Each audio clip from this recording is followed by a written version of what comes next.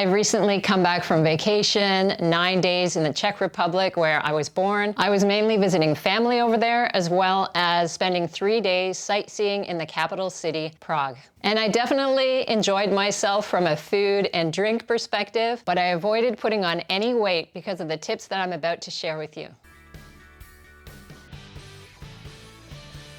If you're about to go away and you're worried about weight gain on vacation, I'm going to tell you what I did and how you can avoid gaining weight on holiday. The main message I want to get across here is that you don't need to go to a gym while you're on vacation. I was actually staying in a cottage in the mountains of the Czech Republic for most of my trip, and then I spent 3 days in a hotel where they did have a gym, but I didn't go there. Some of my clients, if they're frequent business travelers, they do use them because they can squeeze in a quick workout in between meetings or at the start of the day or at the end of the day. But if you're only going on a short vacation, 1 to 2 weeks, you don't really want to be spending your time in the gym. You really want to see as much as you possibly can in that short time. I'm going to tell you what you can do instead. But hey, some people do like to fit in the gym first thing in the morning and then maybe go about their day. And maybe if the weather is not that great, you might just say, oh, I can do 45 minutes in the gym. So that's an option as well.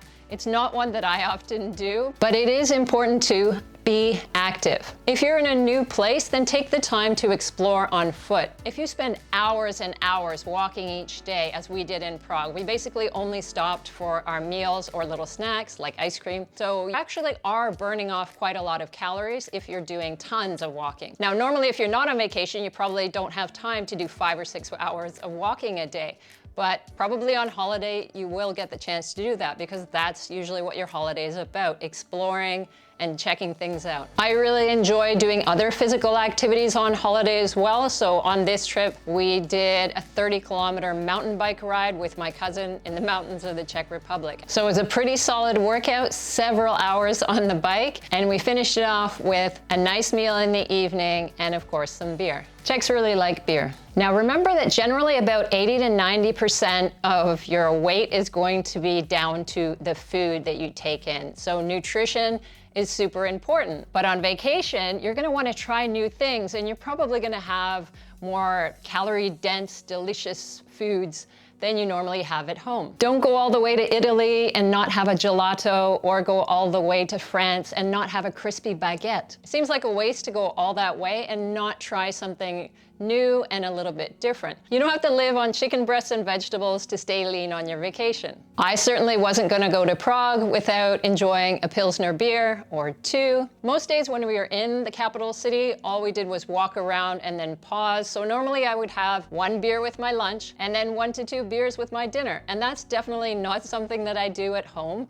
And it's not something that I carried on when I got back. But given how much walking we were doing in those 3 days, it actually worked out okay. So alcohol can definitely be part of your holiday. There's no need to exclude it, although you might want to keep it to a decent range so that you enjoy all of your holiday and not have to spend that second day in bed. So while it's good to try a bunch of new things and enjoy things like ice cream on a summer day on vacation, smaller portion sizes are a good idea. So you don't need to have the biggest triple scoop ice cream. You can just have a smaller amount. And this goes for when you're at home as well. But on vacation, you want to try a little bit of everything, and there seems to be so much to try. So try little amounts, split it with your family or your friends, whoever you're traveling with, and then you can keep the calories down, but still have that enjoyment. Usually it's those first few bites of a food that are really enjoyable anyway. So you get to enjoy those and you get to enjoy more things if you keep the portion sizes small. I think it's possible to enjoy these foods without going totally overboard. It's okay to just have half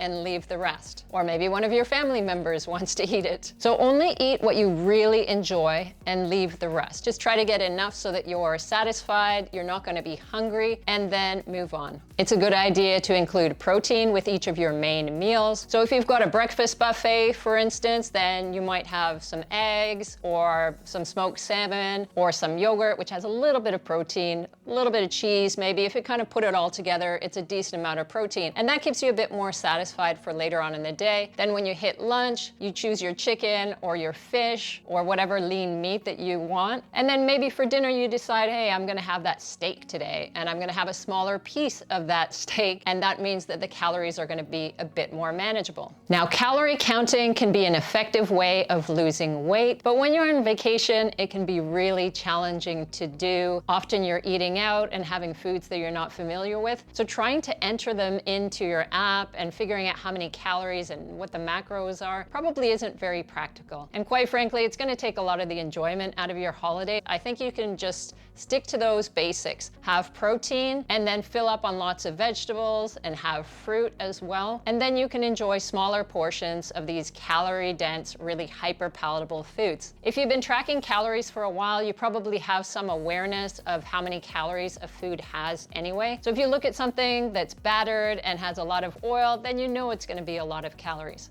So just have a small portion and move on without guilt. Should you track calories on vacation? I don't think so. But just be mindful of approximately the amount of calories you're probably having. Eating on the plane can be particularly tricky, so your trip over and then your trip back, there usually isn't a great selection of foods to choose from, and flying can actually mess with your digestive system a little bit, so you might feel a little bit off. I sometimes feel really hungry. Very greasy or creamy foods tend to not digest very well, so it's best to avoid those on the plane just for the sake of not having an upset stomach. Try to eat lightly, just small portions, because that'll be easier for your digestion, particularly if you're dealing with a big time change as well, because then you're eating at times that your digestive system isn't used to eating. But by eating these smaller portions, you're keeping yourself satisfied, but you're less likely to take in as many calories. You might want to bring some really easy snacks like some fruit or nuts or maybe chopped vegetables if you're really organized. It can be a good option if you find that you get very hungry and then you're not going to have really good options on the plane or in the airport. So you might want to pack some stuff to bring with you. Protein bars, if they're low calorie and reasonably low in sugar, can be a good option as well for some people. I used to pack food, but I tend not to do it anymore. I'm just not organized enough before my trips and I don't really bother. I just do the best I can with the food selection at the airport and then on the plane. So I was able to spend 9 days away from home on a vacation, really enjoy myself. So I had ice cream, I had beer, I had lots of delicious salmon, and I really enjoyed myself in terms of food and little treats as well. But I was able to maintain my weight. In the past, I always put on weight on vacation. If it was 1 to 2 weeks, I'd always be binging on so much food. I would have tons and tons of chocolate. Here I had smaller portions of chocolate, but because I tend to not restrict myself when I'm at home, when I'm on vacation, I really just try the things that I really want to try and enjoy all my particular favorites, but I have smaller portions. And then of course I also try to be active as well. And don't worry that you're going to lose all your muscle mass on vacation if you've been strength training regularly and you're going to take a week or 2 off. It may actually be good for your muscles to have that little bit of a rest. You can even call it a deload and make it sound really official. And then your muscles will rest and then you can come back to it when you return back home.